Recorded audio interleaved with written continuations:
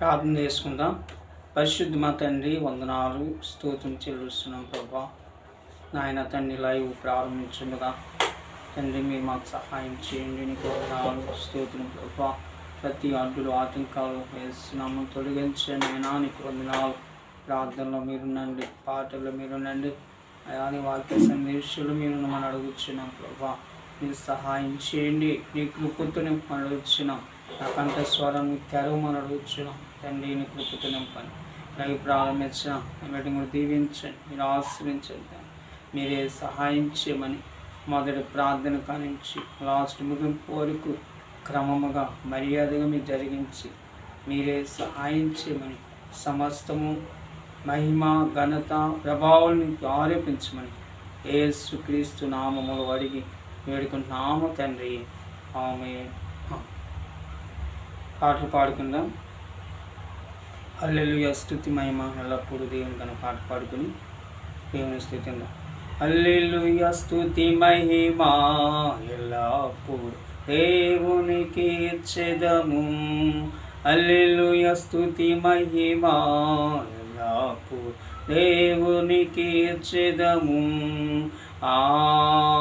హల్లెలూయా, హల్లెలూయా, హల్లెలూయా, హల్లెలూయా, హల్లెలూయా, హల్లెలూయా, హల్లెలూయా, స్తుతి మహిమ ఎల్లప్పుడు దేవునికి ఇచ్చెదము. హల్లెలూయా, స్తుతి మహిమ ఎల్లప్పుడు దేవునికి ఇచ్చెదము. అల సైన్యములకు అధిపతి అయిన ఆ దేవుని స్తుతించెదము. అల సైన్యములకు అధిపతి అయిన ఆ దేవుని స్తుతించెదము. అల సాంద్రములను దాటించిన ఆ యెహోవాను స్తుతించెదము. అలసాంద్రములను దాటించిన ఆ యెహోవాను స్తుతించెదము. హల్లెలూయా, స్తుతి మహిమ ఎల్లప్పుడు దేవునికి ఇచ్చెదము. హల్లెలూయా, స్తుతి మహిమ ఎల్లప్పుడు దేవునికి ఇచ్చెదము. ఆకాశము నుండి మన్నాను పంపిన దేవుని స్తుతించెదము. ఆకాశము నుండి మన్నాను పంపిన దేవుని స్తుతించెదము. బన నుండి మధుర జలములు పంపి ఆ యెహోవాను స్తుతించెదము. బన నుండి మధుర జలములు పంపి ఆ యెహోవాను స్తుతించెదము. హల్లెలూయా, స్తుతి మహిమ ఎల్లప్పుడు దేవునికి ఇచ్చెదము. హల్లెలూయా, స్తుతి మహిమ ఎల్లప్పుడు దేవునికి ఇచ్చెదము. హల్లెలూయా, దేవునికి స్తోత్రం.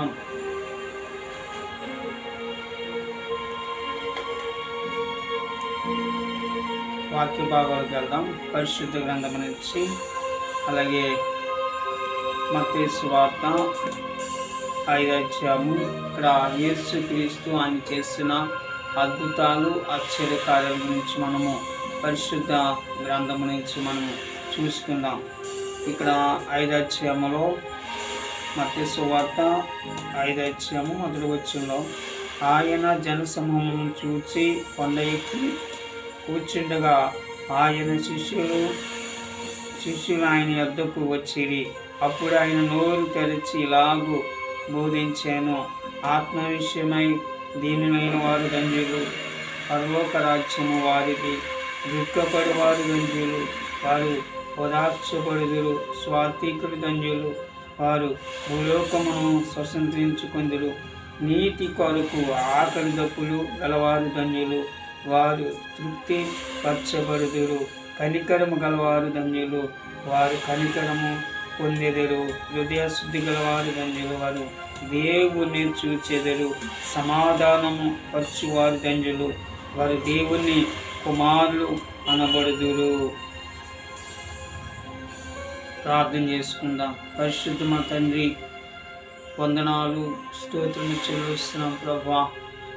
నాయన తండ్రి, ప్రార్థనలో పాటల్లో మీరున్నారు, మీ వాక్య సందేశంలో మీరున్నారు. ఆయా అల్పుని అయోగ్యుని నన్ను ఒకసారి జ్ఞాపకం చేసుకొని నీ బోరగా, నీ పాత్రగా, నీ సిలుసని మరిపరచండి. ఏడంతల ఆత్మ నింపమని అడుగుచున్నాం ప్రభా. నీకు వందనాలు తండ్రి. అయా సమస్తము నీకే మహిమ నాయన, నీకే ఘనత నాయన, నీకే ప్రభావం చెల్లిస్తున్నాము తండ్రి నాయన. అయా మీరు కాచేవాడు, కాపాడేవాడు, కనికరించేవాడు నాయన తండ్రి. అయా నీ కృప కావాలి, నీ సన్నిధి కావాలి, నీ దయాని వాత్సల్యత మెండుగా ఉంచాడు ప్రభా. నీకు వందనాలు స్తోత్రం ప్రభా. అయా మీరు అంటున్నారు ప్రభా, నిన్న నేడు నిరంతరము ఏకరీతిగా ఉన్నవాడు అనువాడు, మాట తప్పవాడు కాదు, మాట ఇచ్చి దానిని మీరు నెరవేర్చే దేవుడు నాయన తండ్రి. అయా నీ పనులు మంచి జ్ఞానము, తెలివిని అంశ దయచేయండి. నా నోరుని బాగా మీకు తెరవడు ప్రభా తండ్రి. కొద్ది నిమిషాలు కూడా ప్రభా అయా నీ వాక్యాన్ని అందించుండగా మీరే మాకు సహాయం ఇచ్చేమని అడగచ్చు. అయా ప్రార్థన మీరు ఆలకించమని, సమస్తము మహిమ ఘనత ప్రభావాన్ని పాలించమని యేసుక్రీస్తు నామములో అడిగి వేడుకున్నాము తండ్రి. ఆమేన్. ప్రభునందు ప్రియ దేవుని బిడ్డలారా, పరిశుద్ధ గ్రంథము నుంచి మత్తయి సువార్త 5వ అధ్యాయము అలాగే మొదటి వచనం కానించి మనము అలాగే 9 వచనాల వరకు మనము చూసుకొని, ఇక్కడ యేసుక్రీస్తు మొదటగా ఆయన అద్భుతాలు చేశాడు. ఎక్కడంటే కొండ మీద 12 మంది శిష్యులను యేసుక్రీస్తు ఆయన కొండ మీదకి వెళ్ళి అక్కడ జనసమూహంకు ఆయన వాక్యాన్ని బోధించాడు. అందుకని వాక్యం బోధించినప్పుడు అనేకమైన బలహీనతకున్నవారు, అనేకమైన వ్యాధులతో ఉన్నవారు, పక్షవాయువులతో ఆయన గుడ్డువారు, అలాగే కుంటువారు, అలాగే అంగలేని వారు చాలామంది ఆ కొండ మీదకి జనసమూహం యేసు దగ్గరికి వచ్చినప్పుడు వారు యేసు చెప్పిన మాటలు బోధన వారు ఉన్నారు. అందుకన్నారు యేసుక్రీస్తు ఎవరన్నాడు, ఆయన జనసమూహం చూచి, చూడండి జనసమూహం, వారు కొండ మీద జనసమూహం ఉన్నారు అంటే స్త్రీలు, పురుషులు, చిన్నపిల్లలందరూ ఉండగా యేసు వారందరినీ చూసంట ఎవరిని తెలుసా, ఆయన శిష్యులను ఆయన యొద్దకు వచ్చి, శిష్యులు 12 మంది ఆయన వద్దకు వచ్చి అప్పుడు ఆయన నోరు తెరిచి లాగు బోధించారు. చూసారండి, ఆత్మ విషయమై దీని లేని వారేంటన్నా పరలోక రాజ్యము వారిది. అందుకే మనము ఈ భూలోకములో ఉన్నంత కాలము, ఈ భూమి మీద ఉన్నంత కాలము కూడా మనము దేవుని భయము, భక్తి, వినయము, విధేయత కలిగి ఆయన మార్గములో, ఆయన త్రోవలో వింటూ వాక్యాన్ని వినేవారిగా ఉండాలి. వాక్యము బలపరిచేది, వాక్యము స్థిరపరిచేది. యేసుక్రీస్తు ఆ కొండ మీద చెప్పిన వాక్యాన్ని వారు వింటున్నారు. ఆయన మళ్ళీ కూడా యేసుక్రీస్తు ఆయన ఎక్కడికి వెళ్ళాడండి, అలాగే మనం మత్తయి సువార్త 3వ అధ్యాయము అలాగే 23వ వచనం చూసినప్పుడు యేసుక్రీస్తు కూడా సమాజ మందిరములకు వెళ్ళి ఆయన వాక్యాన్ని బోధించడం మనం చూస్తాం. సమాజ మందిరములో అనేక మంది వ్యాధగ్రస్తులు వచ్చారు. అందుకని యేసు వారు సమాజ మందిరములో బోధించచ్చు దేవుని రాజ్యము గూర్చి ఆయన ఏం చేశాడు, సువార్త ప్రకటించాడు. అందుకంటే మత్తయి సువార్త 11వ అధ్యాయము 28వ వచనం అంటాడు, ప్రయాసపడి భారం వహించిన సమస్త జనులారా మీరు నా యొద్దకు రండి, నేను మీకు విశ్రాంతి కలుగజేస్తాను.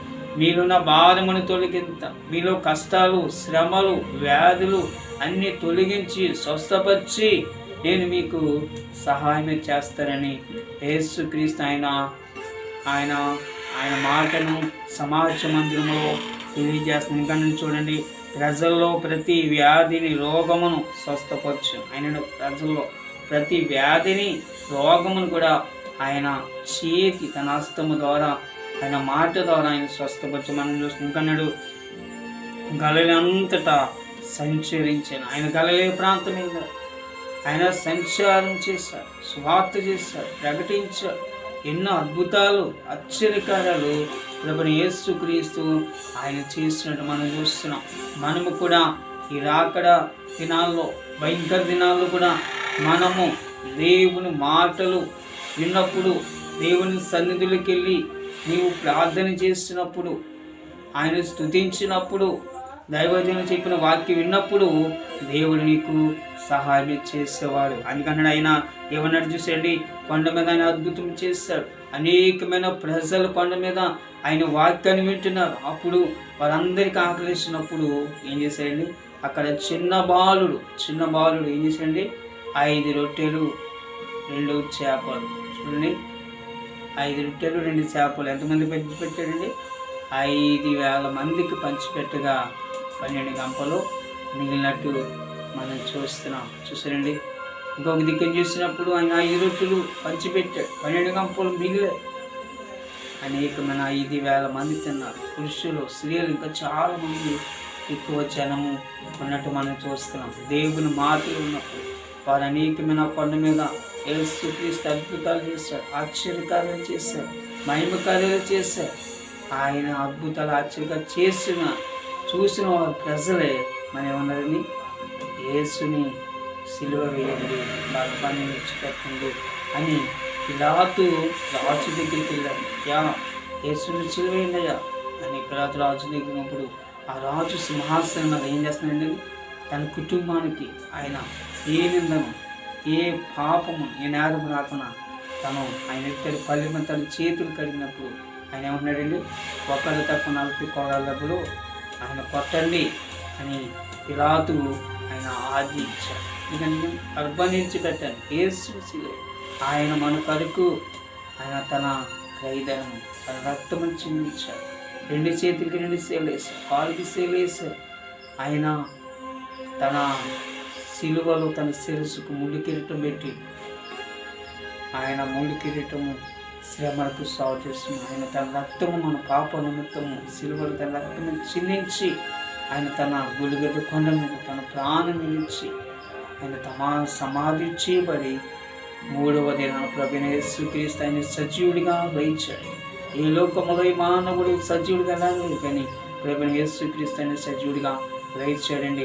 మనం ఈ దినాల్లో కూడా భయంకర దినాల్లోనూ దుర్దినాల్లోనూ మనం ఎక్కువ భక్తితోటి విశ్వాసంతో ఉండి యథార్థముగా ఉండి ఆయన మాటలు విని దేవుని సన్నిధికి వెళ్ళి మొదపెట్టి విజ్ఞాపన చేసి ఆయన వేడుకున్నప్పుడు దేవుడు నీకు సహాయం చేసేవాడు. అందుకని ఇక్కడ మనం చూసినప్పుడు ఆత్మీయ విషయమై దీని ధన్యులు పరలోక రాజ్యం వారు, దుఃఖపడేవారు ధన్యులు వారు ఓదార్చబడులు. చూడండి, దుఃఖపడేవారు అనేకమైన కొండ మీదకి వచ్చి ఎంతో దుఃఖం వేదంతో వచ్చినప్పుడు, అయ్యా మీరు మమ్మల్ని ప్రార్థన చేయనని వారు వేదంతో యేసు దగ్గరికి వెళ్ళినప్పుడు ప్రార్థన చేసినప్పుడు వారికి ఎన్నో అద్భుతాలు, ఆశ్చర్యకార్యాలు, స్వస్థతలు ఆయన చేసినట్టు మనం చూస్తున్నాం. అందుకని ఇక్కడ చూసారండి, స్వాత్వికులు ధన్యులు వారు భూలోకమును స్వతంత్రించుకుంటాం. స్వాత్వికులు ధన్యులు భూలోకాన్ని మనం స్వతంత్రించుకుంటాం.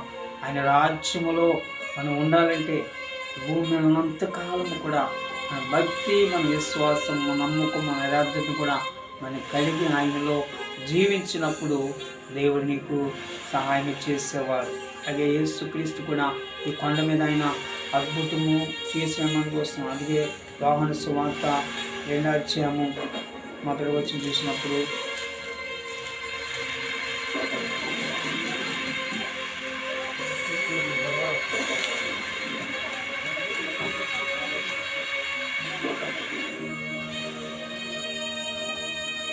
మూడవ దినమున గలిలయలో రాజు మా ఊరిలో ఒక వివాహం జరిగిన. యేసు తన తల్లి అక్కడ ఉండేను. యేసు అక్కడ శివుని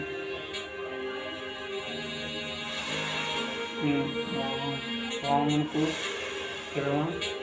పిలవపీవి ద్రాక్షరసం అయిపోయింది. అంటే యేసుక్రీస్తు అక్కడ వివాహం జరిగిన ద్రాక్షరసం అయిపోయినప్పుడు అక్కడ బాణలన్నీ నింపినప్పుడు ఆయన ప్రార్థన చేస్తున్నప్పుడు ఆ బాణంలో నీళ్ళు ద్రాక్షరసముగా మారింది. అది అద్భుతం. ఎక్కడంటే కనాన్ దేశంలో గలిలయ ప్రాంతంలో కనాన్లో యేసు మొదటి సూచిక చేసి అందుకు ఆయన శిష్యులను ఆయన వద్దకు విశ్వాసించిరి. ఆయన వాక్యాన్ని విన్నారు, ఆయనలో విశ్వాసించారు. ఆయన అద్భుతము కనానులో గలిలయ ప్రాంతంలో ఆయన మొదటి సూచికలు చేసినట్టు మనం చూస్తున్నాం. అందుకే ఈ దినాల్లో 10 డేస్లో మన శ్రమ దినాలు కూడా 40 దినాలు కూడా మనం ఎక్కువ దేవుని సన్నిధిలోకి వెళ్ళి ప్రార్థన చేసి ఆయన స్తుతించి దైవజనులు చెప్పిన వాక్యం ఉన్నప్పుడు నీలో ఉన్న ప్రతి భారము, ప్రతి కష్టాలు, శ్రమలు, ఇబ్బందులు, ఇరుకులు, మరణ పరిస్థితి నుంచి కూడా ఆయన తొలగించి ఆయన నీకు సహాయము చేసేవాడు. అందుకన్నాడు కీర్తనలు 77వ కీర్తన మొదటి వచ్చిన చూసినప్పుడు ఇక్కడ ఆశాపు భక్తుడి కీర్తన రాసిన మనం చూస్తాం. నేను ఎలుగెత్తి దేవునికి మొరపెట్టుదును, ఆయనకు మనవి చేయుదును. ఆశాపు భక్తుడు ఏం చేస్తున్నాడు? దేవుని సన్నిధిలో ప్రార్థన చేస్తున్నాడు, దేవుని సన్నిధిలో విజ్ఞాపన చేస్తున్నాడు, దేవునికి తన మనవిని ఆయన తెలియజేస్తున్నాడు. అందుకని చూసిన మనవి మొరపెట్టుట, మనం ఆయన సన్నిధిలో మొరపెట్టాలి, ఆయన సన్నిధిలో విజ్ఞాపన ఇచ్చారు, దేవుని సన్నిధిలో ప్రార్థించాలి, కుటుంబం ప్రార్థన చేయాలి, వ్యక్తిగతంగా ప్రార్థన చేయాలి. అనేక సమస్యల నుంచి ప్రార్థన చేసినప్పుడు దేవుడు అన్నిటినీ తొలగించి ఆయన మీకు సహాయం చేసేవాడు. మనం ఎక్కువ ప్రార్థన చేయాలి, వాక్యము చదవాలి, స్తుతించాలి. ఆయన మనం ఎక్కువ ఎదిగినప్పుడు, ఆయన సన్నిధికి వెళ్ళినప్పుడు దేవుడు నీకు సహాయం చేసేవాడు. కానీ చూడండి, దేవుడు నాకు చెవి ఎగ్గు వరకు నేను ఎలుగెత్తి ఆయనకు మనవి చేయదు. చెవి ఎగ్గు వరకు దేవుడు నా ప్రార్థన ఇని వరకు ఆశాపు భక్తుడు దేవుని సన్నిధిలో విజ్ఞాపన మొదలుపెట్టినప్పుడు ఆయన ప్రార్థన ఆలకించాడు. ఆ ఆశాపుకి ఆపదలు వచ్చాయి, కష్టాలు వచ్చాయి, శ్రమలు, శోధనలు, ఇబ్బందులు, ఇరుకు మరణ పరిస్థితి వచ్చిన ఆశాపు భక్తుడు దేవుని సన్నిధిలో దేవుని వైపు చూసి ఆయన ముందుకి సాగాడు. కాబట్టి దేవుడి తనకి సహాయం ఇచ్చేశాడు. నీ జీవితంలో ఈ 40 దినాలు కూడా నీ జీవితంలో, నీ కుటుంబంలో, బ్రతుకులు కూడా ఏమీ లేదని నువ్వు నిరాశపడకుండా దేవుని మీద నువ్వు ఆధారపడి ఆయన ప్రార్థించి, ఆయన వాక్యం చదివి దేవుని సన్నిధిలో ప్రార్థించినప్పుడు, దైవజన వాక్యం విన్నప్పుడు దేవుడు నీకు సహాయం చేసేవాడు, నేను బలపరిచేవాడు, నిన్ను ఆదరించేవాడు, నీ సహాయం చేసేవాడు. ఆయన నిన్న నేడు నిరంతరము ఏకరీతిగా ఉన్నవాడు, అనువాడు, మాట తప్పవాడు కాదు. మన దేవుడు మాట ఇచ్చి దాన్ని నెరవేర్చాడు. గొప్ప దేవుడు, సర్వశక్తిమంతుడు దేవుడు నీకు ఆయన సహాయం చేసి నిన్ను నీ కుటుంబాన్ని కూడా దీవించి ఆశ్రయించి ఆయన కృపతో బలపరిచి ఆయన నీకు సహాయం చేసేవాడు. లైవించిన ప్రతి కుటుంబాన్ని కూడా ఆయన దీవించి ఆశ్రయించును గాక. దేవుని సన్నిధిలో నీవు ఎక్కువ ప్రార్థన చేసినప్పుడు, దైవజన వాక్యప్పుడు, ఆయన మార్గము నడిచి ముందుకు వెళ్ళినప్పుడు దేవుడు నీకు తప్పనిసరిగా సహాయం చేస్తాడు. నీ అవసరం చేస్తాడు. నీ పని పట్ల, నీ వ్యాపారంలో, నీ ఉద్యోగంలో, నీ వ్యవసాయంలో, నీ కుటుంబంలో నిందల అవమానాన్ని తొలగించి ఆయన నీకు సహాయం చేస్తాడు. దేవుడు తన పరిశుద్ధ వాక్యము తన వెనుకల్లో దీవించి ఆశీర్వదించును గాక. ఆమేన్, ఆమేన్.